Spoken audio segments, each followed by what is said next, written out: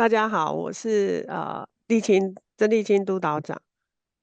那Selamat 今天由我来跟大家分享那个张基在护理资讯的发展以及一些相关的应用。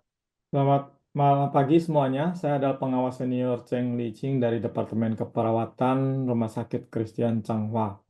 Mulai tahun ini saya menjabat sebagai Wakil Direktur Pusat Medis Internasional.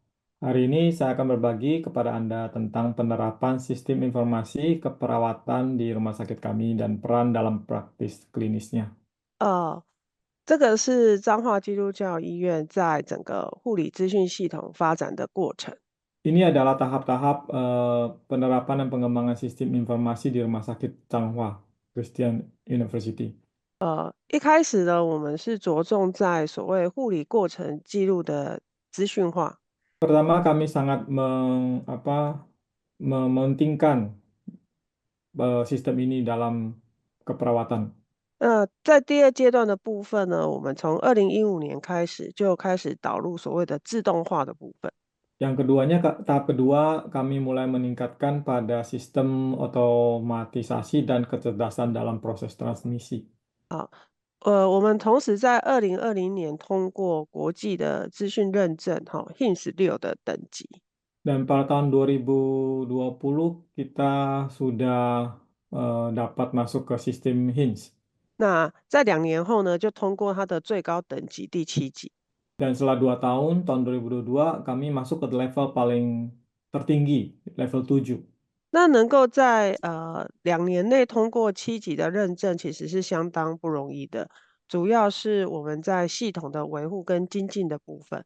Kami dapat melewati dalam 2 tahun dapat sampai ke level 7 ini suatu hal yang sangat tidak mudah, khususnya dalam pemeliharaan dan pengembangan sistem yang secara berkelanjutan untuk meningkatkan kualitas perawatan pasien.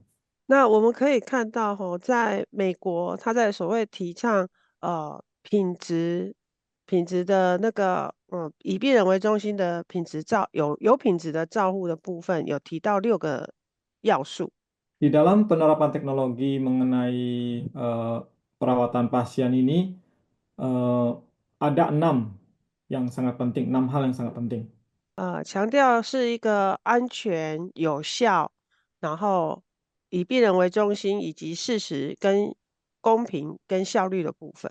Yaitu ada tentang keamanan, memastikan keamanan pelayanan, efektivitas, berpusat pada pasien, ketepatan waktu, efisiensi, dan keadilan. 那我们要达到这个以病人为中心的目的，其实要透过4个手法来促成，其中一个就是资讯的技术、实 Untuk 证 bisa 的照护，然后品质的促进，以及那个研究的改善。untuk bisa mencapai perawatan yang bermutu itu ada 4 yang perlu diperhatikan, yaitu upaya untuk mencapai sistem kesehatan berbasis pasien, bukti penelitian dan peningkatkan kualitas layanan, peranan teknologi informasi dalam pelayanan kesehatan, dan panduan medis yang terkomputerisasi. 其中在这个所谓资讯科技的应用部分，其实利用电脑化的所谓医疗指引的提醒，然后取得病人的临床资料，然后能够做及时监测，是现在国内外的趋势。Eh, Panduan untuk medis secara terkomputerisasi ini merupakan suatu teknologi tren dalam global dan inovasi dalam layanan kesehatan saat ini, yang dimana ada juga akses cepat ke data pasien, juga pemantauan pasien secara real time, dukungan keputusan pasien, dan analisa data pelayanan kesehatan. 那我们现在就从资讯科技在护理临床应用来做一个介绍。Kita mulai dari pengenalan penerapan teknologi informasi dalam praktik keperawatan klinis. 好，在护理资讯系统上面呢，其实会着重放在5个区块，包括使用者，然后管理的部分、流程架构，然后资源运用以及教育。Di dalam sistem informasi keperawatan mencakup 5 aspek. Berfokus pada salah satunya satu berfokus pada pengguna, manajemen, proses dan infrastruktur, sumber daya, dan pendidikan. 那当我们在评估护理资讯系统能不能提供这个所谓好的，所以提供好的护理资讯系统，其实评价就是放在这4个重点，一个就是效率，一个就是效益，一个是病人的安全以及有用性。Dalam memperhatikan apakah sistem ini berguna atau tidak, kita ada memperhatikan 4 poin yang sangat penting, yaitu berfokus pada pengguna, kemudian proses dan infrastrukturnya, sumber dayanya, dan maaf, berfokus pada 4, yaitu efektivitas, efisiensi, keselamatan pasien, dan kegunaannya. 大家可以发现，它跟刚刚美国所建议的那个，呃，所谓安全的病人，以病人为中心的照护是有雷同的部分。Kita bisa eh, memperhatikan apa yang tadi diutarakan di atas itu dengan yang Amerika tentukan itu ada samanya, yaitu 4 ini. 那这个是目前一个在临床应用上面相当多元的部分。那在医院方面呢，大致上会分为临床作业、行政管理、教育训练跟所谓的品质管理4个面向。Saat ini penerapan teknologi dalam praktik klinis sangat sudah beragam. Dalam rumah sakit ada 4, yaitu operasional klinis, manajemen, administratif, pendidikan dan pelatihan, serta pengelolaan kualitas. 那在临床作业的部分，大家可以看到，像是一些行动护理站、电子记录，然后一些所谓手术排程，那或者是一些所谓的借由条码来提供一些给药啦，或者是出院准备服务，这些都是属于所谓的临床作业面。Di dalam operasional klinis kita bisa melihat di chart ya, di gambar, yaitu ada 6, yaitu dengan stasiun keperawatan mobile, sistem rekam keperawatan elektronik, pencatatan keperawatan untuk tindakan bedah, sistem penjadwalan, dan sistem penerapan pemulangan pasien.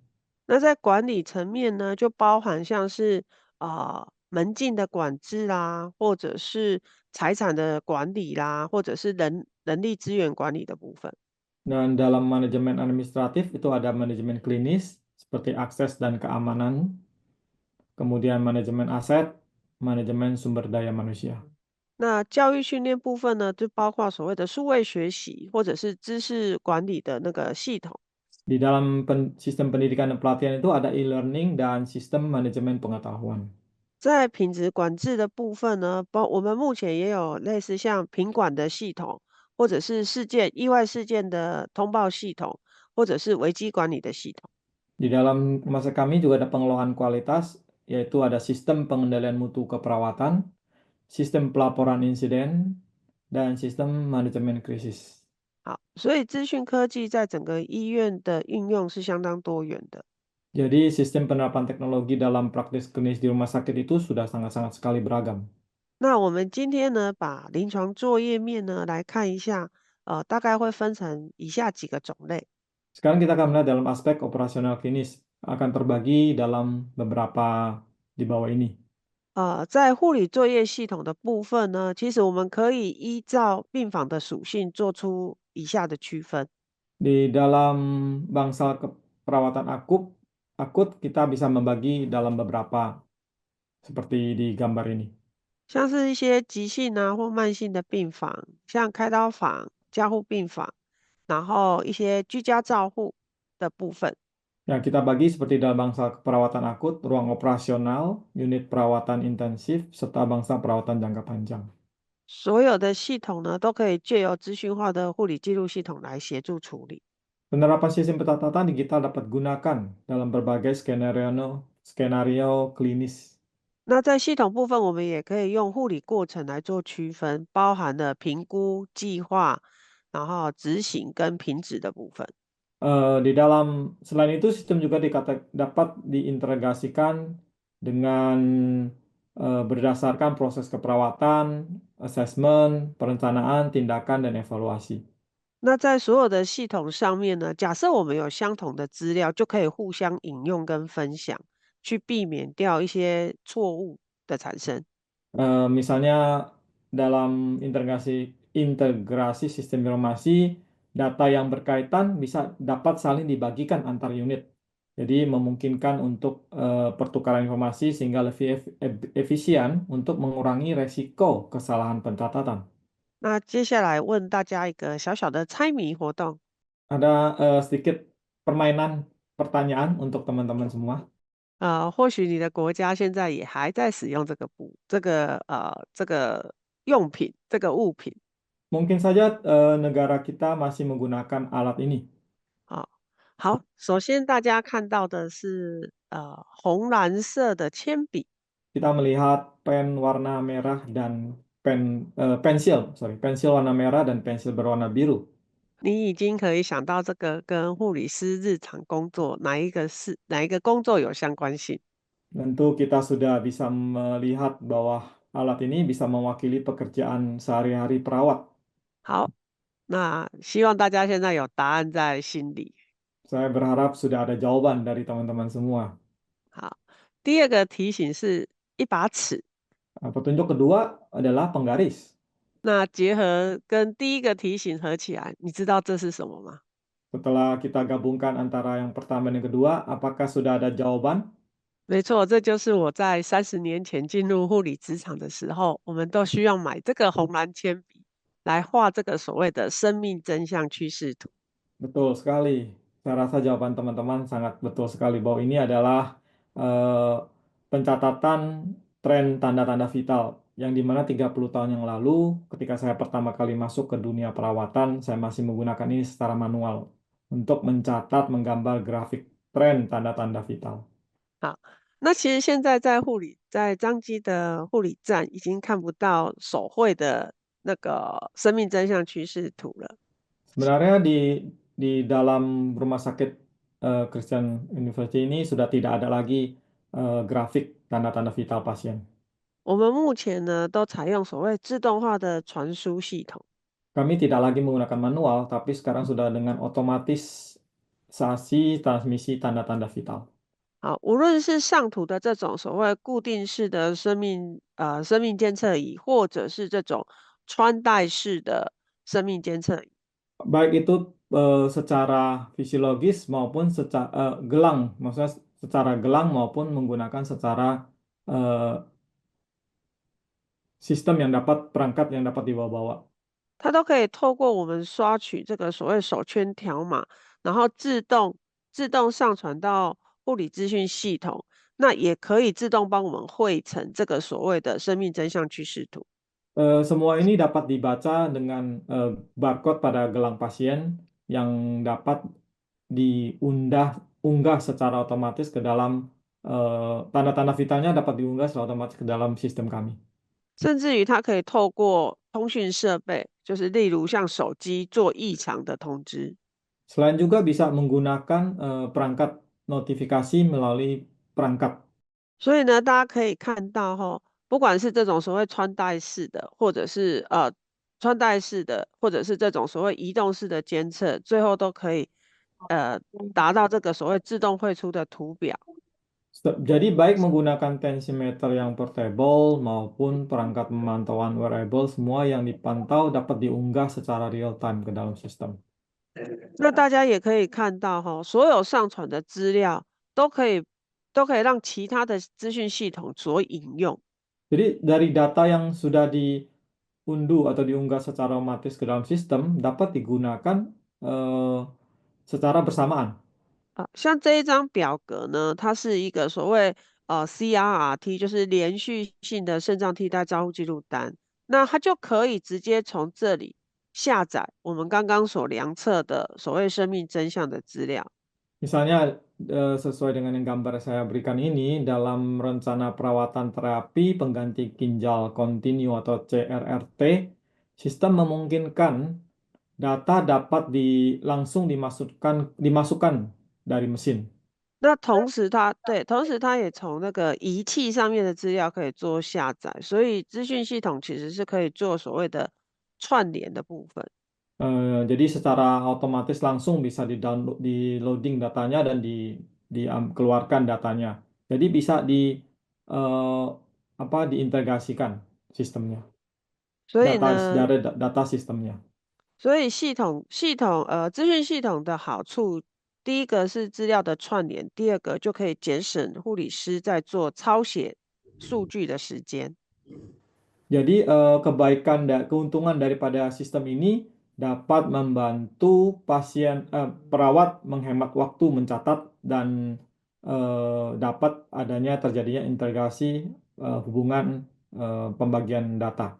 再来呢，像生命真相的有一些量表也是需要生命真相的数字去做计算。Demikian juga banyak skala penilaian klinis juga memerlukan data-data vital, tanda-tanda vital 呃 untuk perhitungan. 嗯，类似像压伤风险，或者是像这一页所看到的早期预警系统。Seperti skala resiko luka tekan atau sistem peningkatan dini, seperti yang kita lihat di dalam halaman ini. 那根据研究，病人的病情如果需要住到加护病房，大概6个小时以前，他的生命真相会出现变化。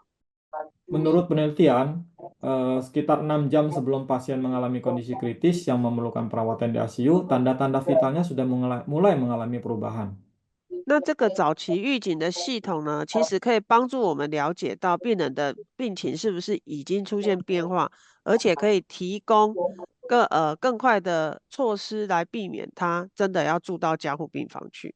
Sistem ini memberikan peringatan dini, membantu mendeteksi perubahan kondisi pasien lebih awal, sehingga tenaga medis dapat segera mengambil tindakan yang diperlukan untuk mencegah pemburukan kondisi. 那我们每3分钟会计算一次他的生命真相的数值，然后并且呈现在护理的智能平台、护理作业系统，那甚至是医生的医嘱系统，都可以看到这个预警的分数。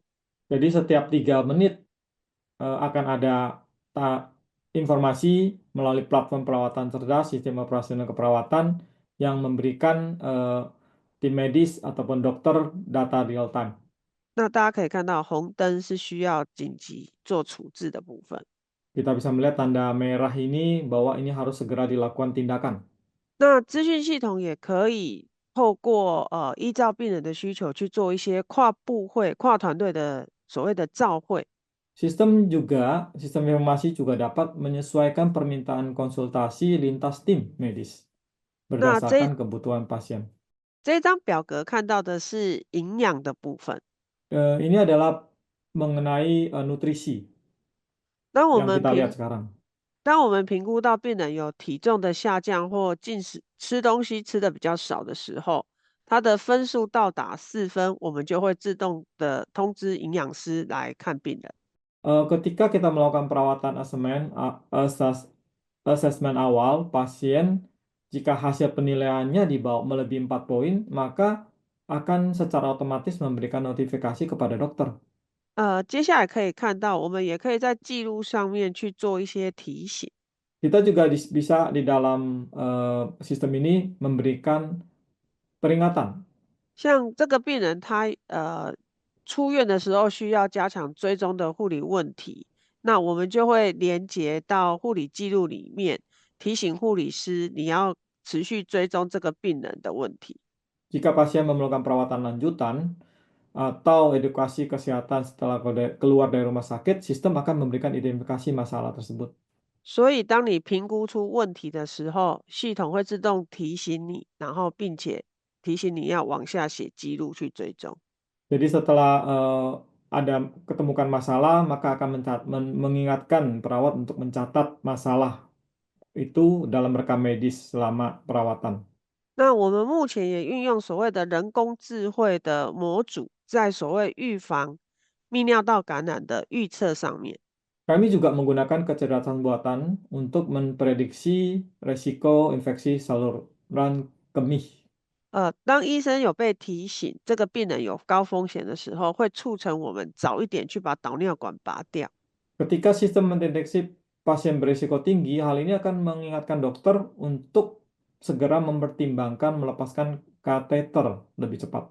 这个提醒系统最后呢，能帮助我们降低整个泌尿道感染的比率。Sistem ini dapat membantu menurunkan resiko angka infeksi pada saluran kemih. 我们预测的危险因子包括一些呃血液的数值啦，哦，然后或者是它的电解质跟血糖的变化。Kita mencatat, sistem ini mencatat juga kondisi keadaan kadar di air kencingnya atau dan juga perubahan pada keadaan tekanan darah. 那接下来看到的是呼吸器脱离的预测。Berikutnya adalah sistem prediksi keberhasilan pelepasan ventilator. 我们其实连续的监测6个重要的参数，哦，这里包括一些呼吸的速率啦，或者是它的呃吸入的氧气的浓度等等。Kita sistem ini memantau 6 parameter penting ya dalam ventilator secara kontinu, misalnya volume, kemudian laju pernafasan, tekanan saluran pernafasan puncak, dan lain-lainnya. 同样的它也是每3分钟就会提供一个数据给我们，告诉我们这个病人，告诉医生这个病人在48小时内可以成功脱离呼吸器的成功率有多少。Dan sama juga sistem ini juga dapat memberikan pemantauan setiap 3 menit, menghitung estimasi dalam 48 jam ke depan keberhasilan pelepasan ventilator pada pasien ini. 同样的这也可以帮助我们早一点帮助病人脱离呼吸器，而避免呼吸器相关的感染。Dan juga membantu pasien lebih awal dapat lepas dari ventilator untuk mengurangi infeksi. 那在药物管理的部分，我们国内有台湾国内有非常严格的法规。Dalam pengendalian obat-obatan, Taiwan memiliki regulasi yang sangat ketat untuk dipatuhi. 为了遵守法规，其实我们要手写，就是记录很多资料，包括取用药物需要2个人呐、取用的药品时间剂量，甚至销毁等等。Di dalam memenuhi persyaratan hukum, pencatatan rinci sangat diperlukan, termasuk orang yang mencatat obat tuh harus 2 orang, jenis obat yang diambil, waktu pengambilan, dosis, pemusnahan obat, dan lain-lainnya. 所以我们后来透过这个所谓智能管理药柜的系统，来达到刚刚所谓国内法规要求的项目。Jadi untuk memenuhi persyaratan daripada pemerintah, maka kami menggunakanlah sistem pengambilan obat ini. 同时我们也在取用上面做增加了所谓智能管理的部分，就不是每个人都可以去打开这个所谓的管制药的药柜。Ya, kemudian juga kami menambahkan pengontrolan manajemen dalam orang yang mengambil obat. Jadi tidak semua orang bisa membuka eh, lemari obat. 那我们其实我们这一套系统国内有2种，那张机采用的是这个所谓的结合原本的柜子，然后去架设一个所谓的系统的部分。Di dalam di dalam Taiwan ini, dalam negeri kami ada 2 sistem. Sedangkan Rumah Sakit Changchi University Hospital menggunakan lemari obat yang ditambahkan dengan sistem di atasnya. 那我们可以刷这个所谓药单上面的 QR code，然后只开启那个药的管制药柜。Teknologi yang kami gunakan yaitu saat kita memindai atau men-scan QR code yang ada pada resep dokter, jadi hanya laci yang berisi obat resep tersebut yang akan terbuka. 那我们在新设的病房呢，有采用这个所谓的厂商贩售的智能药柜。Kalau di dalam ruangan eh, ruangan pasien, kita menggunakan kabinet smart kabinet dari yang diberikan oleh pihak ketiga, yang diberikan daripada vendor pihak ketiga. 那厂商的这一台呢，它会结合一个叫闪灯，就是它会亮灯，然后它会自动弹开那个抽屉，也可以达到避免那个取用药物上面的错误。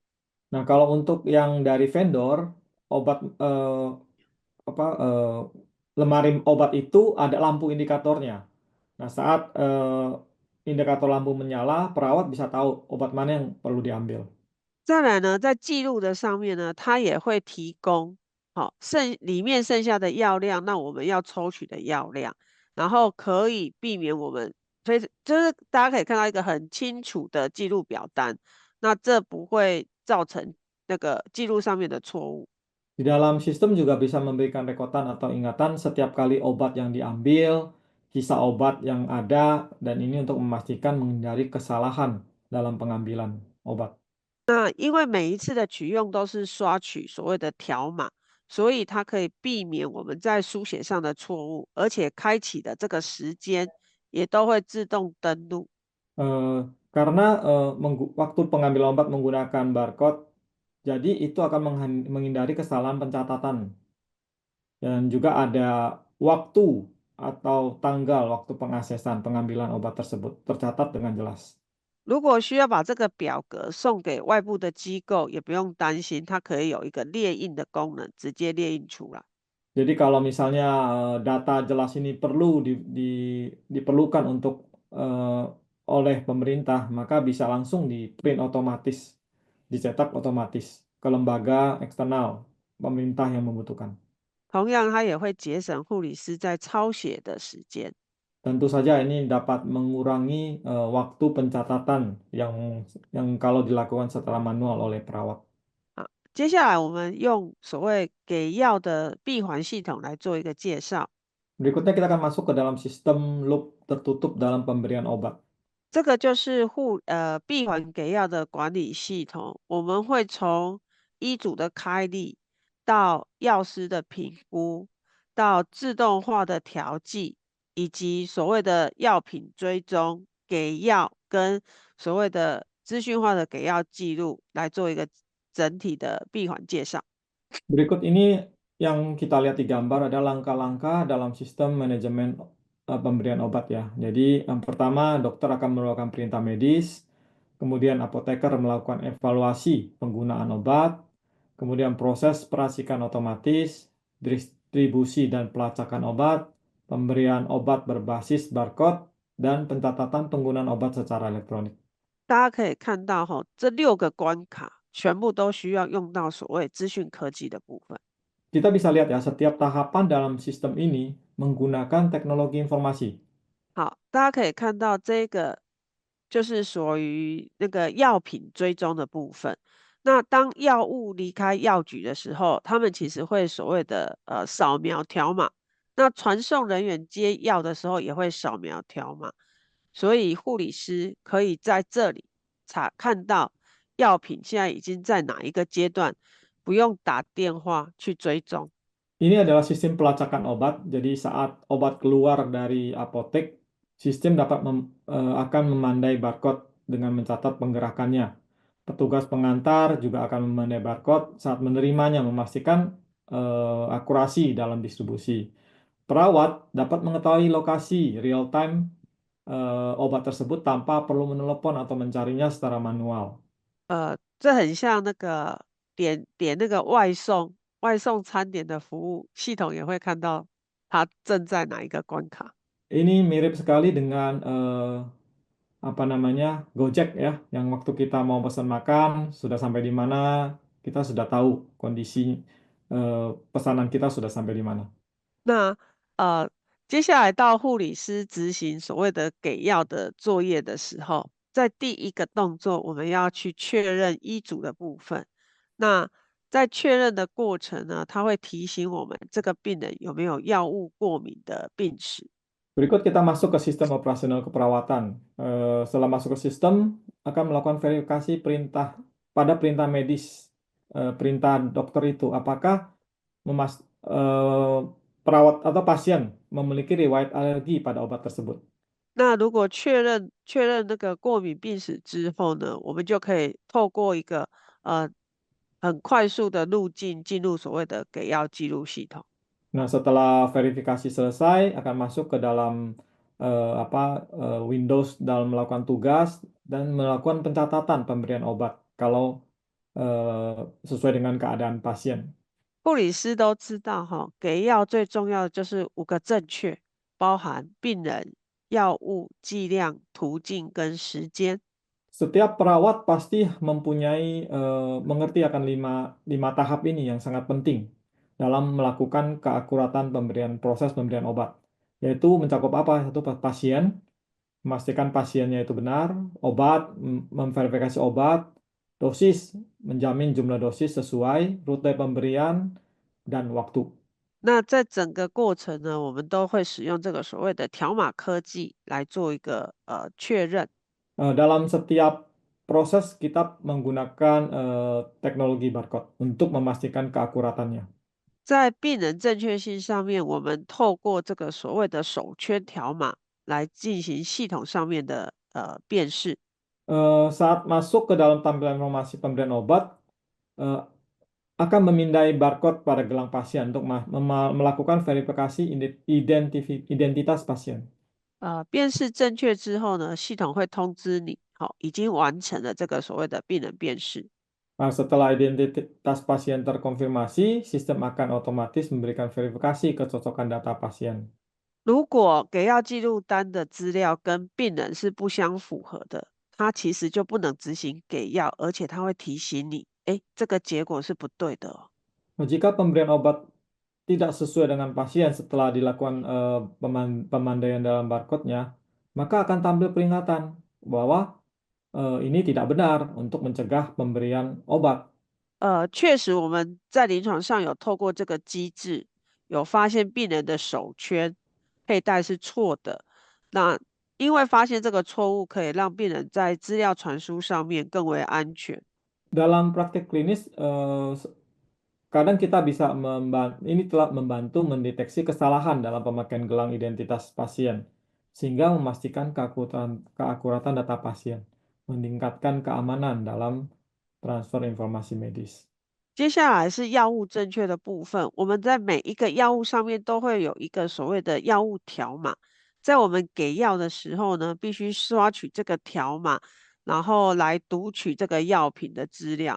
如果是正确的呢，我们就会在给药的视窗上面打勾，并且亮成所谓的绿底。Berikutnya adalah proses dalam mengidentifikasi pengambilan obat dengan memindai barcode pada obat. Jika obat yang dipindah itu benar, maka akan ada satu status seperti tanda hijau yang menandakan bahwa obat sudah benar. 存档之后呢，也会同步记录给药者的姓名，那就完成了整个给药的记录。Dan setelah itu akan mencatat juga nama perawat yang memberikan obat. Nah, dengan selesainya tindakan ini, maka pencatatan pemberian obat dan pencatatan sudah selesai dilakukan. 在这个给药过程的确认的时候，会进行所谓的药品的作用的提示，然后也会让你看到这个所谓药品的外观，来增加护理师在给药上面的正确性。Dalam memberikan obat ini juga, sistem kami dapat memberikan verifikasi obat sebelum diberikan. Eh, Data yang diberikannya itu gambar obatnya, nama obatnya, kadar obatnya, dan lain-lain untuk membantu memverifikasi kembali obat yang akan digunakan. 那我们在系统上面也做了一个所谓的提示哈，就是假设给药的剂量跟这个药品的包装剂量是不一致的时候，我们会用红字来提醒护理师。Eh, Sistem kami juga memberikan salah satu peringatan atau peringatan gitu ya. Kalau misalnya obat yang di scan barcode, scan code-nya tidak sesuai dengan data pada pemberian para pasien, maka akan mengingatkan kepada perawat dengan tulisan merah bahwa obat ini tidak sesuai kadarnya. 如果你拿取错的药物的时候，或者是这个时间没有要给这个药，系统也会发出所谓的警示视窗，让你知道。Dan jadi jika obat yang diambil tidak sesuai maupun jadwal pemberian obat tidak sesuai dengan waktu yang ditentukan, maka sistem akan memberikan peringatan bahwa ini salah atau tidak benar. 此外呢，在有一些特殊药品上面，我们也会做一些提醒，包括这个药品容易导致跌倒啦，或者是它是一个管制药品，或者是它是一个高警讯药品，我们也都会在这个所谓的呃给药记录单上面做一些提示。Tentu di sistem juga akan memberikan peringatan khusus untuk obat-obat karakteristik tertentu. Contohnya obat yang berisiko menyebabkan jatuh atau obat yang dengan tingkat kewaspadaan tinggi dan lain-lain. 在下方我们会出现所谓副作用的提醒。Di bagian bawah juga akan ada peringatan tentang efek samping yang akan terjadi, yang mungkin terjadi. 那如果护理师在确认给药完之后，就像我说的，这里会自动记录给药者。Setelah perawat melaksanakan pemberian obat, seperti yang saya katakan tadi, maka sistem akan mencatat nama perawat yang melakukan pemberian obat. 所以借由上面的步骤，我们其实就完成了给药的5个核对，也完成了护理师的给药记录。 Jadi dengan tahap-tahap yang tadi di atas saya jelaskan, dengan tahap pemberian obat ini sudah selesai dilakukan sampai terakhir nama perawat tercatat di dalam sistem. 那接下来我们可以来认识一下在输血过程的资讯管理。 Berikut ini kita akan memperkenalkan manajemen informasi dalam proses transfusi darah. 好，透过呢医生的医嘱，然后一些输血前的准备，好简体的采集，到血库做一些输血的测试，到他发出所谓的血品，然后护理站这边做一些传送的确认，然后辨识，到最后完成整个输血过程的记录。都可以透过这个所谓的资讯化管理来做到。Dengan adanya Departemen Teknologi Informasi dan kerjasama antar lintas departemen, maka yang dapat dilakukan adalah pembuatan perintah medis, pengambilan sampel, pencocokan darah, distribusi darah dari bank darah, pengiriman darah, penerimaan kantong darah, identifikasi dan proses transfusi, serta pemantauan dan pencatatan dapat dilakukan semuanya dengan komprehensif dan aman. 这个是护理师在准备血品的做备血的核对，大家可以看到哈，它一样是透过这个所谓的病人的手圈来做一个备血的开始，所以手圈是很重要的。 Di sini kita bisa melihat perawat mau memulai proses pengambilan darah, transfusi darah, yang dengan memindai barcode yang ada di gelang pada pasien. Jadi kita bisa melihat gelang yang di pasien itu sangat-sangat penting. 哦，所以护理师也是透过这个所谓的扫条码，然后列印所谓的抽血的标签来进行病人辨识。Perawat akan memindai barcode di gelang pada pasien, kemudian akan mencetak sistem perintah medis dokter. 大家可以看到，这个是备血的所谓的资讯系统。大家可以看到哈，当你一扫取条码之后，我们就会出现所谓的病人的资料，然后护理师，2个护理师的资料也必须扫进去，然后列印出这个所谓的条码。 Kita bisa melihat di dalam gambar ini ya, ini setelah melakukan identifikasi pasien, sistem akan menampilkan data pasien secara lengkap, termasuk dasar golongan darahnya, jenis darahnya, dan lain-lain. Kemudian juga harus men-scan perawat yang bersangkutan. Jadi data yang di print out keluar itu ada data pasien dan data perawat yang bersangkutan. 列印出条码之后呢，就可以进行所谓的采血的动作。 Setelah selesai melakukan identifikasi dan ngeprint barcode itu, maka bisa dilanjutkan dengan pengambilan darah. 那这是整个从一开始签收血袋之后到整个完成输血的流程。那其实每个关卡都是有资讯系统去做把关。 Ini adalah tahap-tahap untuk melakukan pengambilan transfusi darah, mulai dari menerima kantong darah sampai selesai. Semuanya ini dilakukan, dipantau, dikendalikan oleh sistem informasi. 那大家可以，接下来我会从每个关卡稍微做简单的介绍。 Nah, berikutnya saya akan menjelaskan setiap tahap secara sederhana kepada teman-teman semua. 血袋呢送到护理站的时候呢，我们就会运用签收系统来做一个所谓血袋的签收。Perawat akan mengambil apa namanya sistem eh, kantong darah itu, kemudian akan mengadakan memindai memindai barcode atau label di kantong darah itu sebagai tanda bahwa penerimaan kantong darah dianggap selesai. 在要开始输血的时候呢，也必须做所谓的病人辨识。那我们就是会运用手圈的呃那个上面的条码来做病人辨识。Setelah menerima kantong darah, perawat melakukan identifikasi pasien pada gelang pasien. 在这里要特别提醒，其实手圈上的条码我们是有外加随机两个数字作为辨识码。Di sini perlu diperhatikan bahwa barcode pada gelang pasien kami memiliki 2 digit tambahan yang dihasilkan secara acak sebagai kode verifikasi. 国外的文献也有告诉我们，假设你没有这个辨识码的话，这个条码是很容易被滥用跟复制的。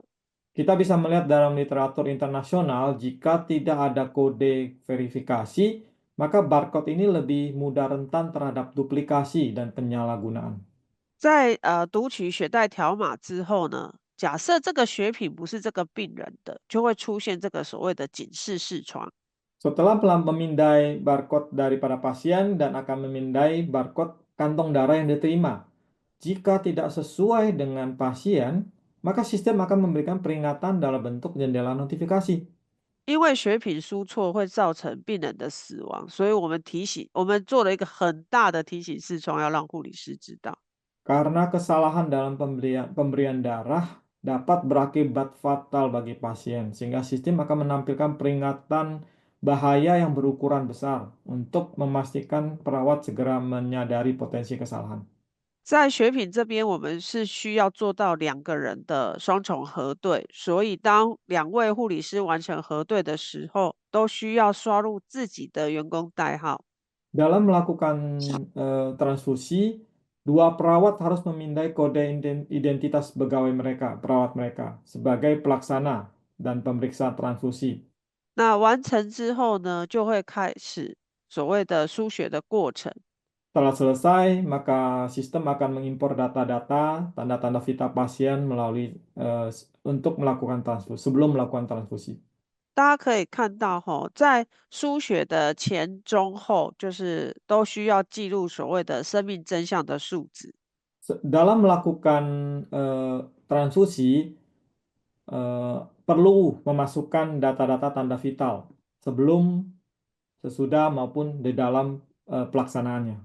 所以呢，我们可以看到哦，这里我们就会运用到刚刚介绍的生命真相的自动传输，我们可以直接从系统上面把生命真相直接下载。Di sini kita bisa melihat yang tadi saya sudah jelaskan. Oke. Yang tadi sudah saya jelaskan di atas bahwa tanda-tanda vital, sistem informasi tanda-tanda vital itu sekarang sudah bisa digunakan. Jadi mesin bisa langsung download atau mengambil data dari informasi yang sudah diberikan sebelumnya pada pasien tentang tanda-tanda vital pasien tersebut. 那在整个输血的过程呢，系统也会提醒我们病人有没有所谓的输血不良反应。Waktu melakukan transfusi, sistem juga akan memberikan mencatat kondisi pasien waktu saat melakukan proses transfusi. 所以呢，我们也可以在系统上面做一个所谓输血不良反应的回报。Jika terjadi ada sesuatu hal pada pasien atau keadaan yang tidak nyaman pada pasien, maka sistem bisa mencatatnya dan akan memberikan laporan tentang keadaan pasien waktu transfusi terlaksana. 以上就可以完成我们整个输血的记录。Dengan ini maka perawat dapat mencatat kegiatan atau pelaksanaan transfusi darah. 接下来呢，我们介绍一下所谓的压伤照顾。Berikutnya kita akan membahas mengenai perawatan luka tekan pada 那 pasien. 那我会用这个所谓的压伤照顾来说明刚刚所提到，护理过程的评估计划措施，整个资讯化连结的应用。Saya akan menjelaskan keperawatan dalam perawatan luka tekan dengan menyoroti bagaimana asesmennya, perencanaannya, intervensinya diintegrasikan dengan sistem digital informasi keperawatan. 我们现在看到的呢，是属于所谓的护理评估的部分。在病人入院24小时内，我们会先做第一次的压伤风险评估。Kita bisa melihat ya di gambar ini bahwa asesmennya dalam 24 jam pertama setelah pasien dirawat akan menggunakan penilaian kepada pasien. 那我们采用的是国际认证的 Brendan Scale 这个量表。Kami menggunakan skala penilaian risiko luka tekan yang disetujui oleh internasional yaitu Brandon Score untuk mengevaluasi tingkat risiko pasien. 当它评出分数小于16分的时候，就会自动带出护理问题，让护理师持续追踪这个压伤风险。Jika skor pasien di bawah 16, sistem secara otomatis akan menampilkan masalah keperawatan terkait, sehingga perawat dapat dengan mudah melakukan pemantauan dan intervensi yang diperlukan.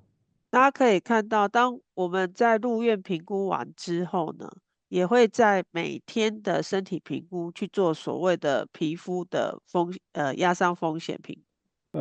Selanjutnya kita bisa melihat jika Brandon Score di bawah 16, dalam semen fisik, perawat akan memverifikasi apakah pasien sudah mengalami luka tekan. 在我们得知病人的分数小于16分的时候呢，我们就会去看他是不是已经产生压伤或尚未产生压伤，而根据不同的状况呢，去设立所谓的护理问题。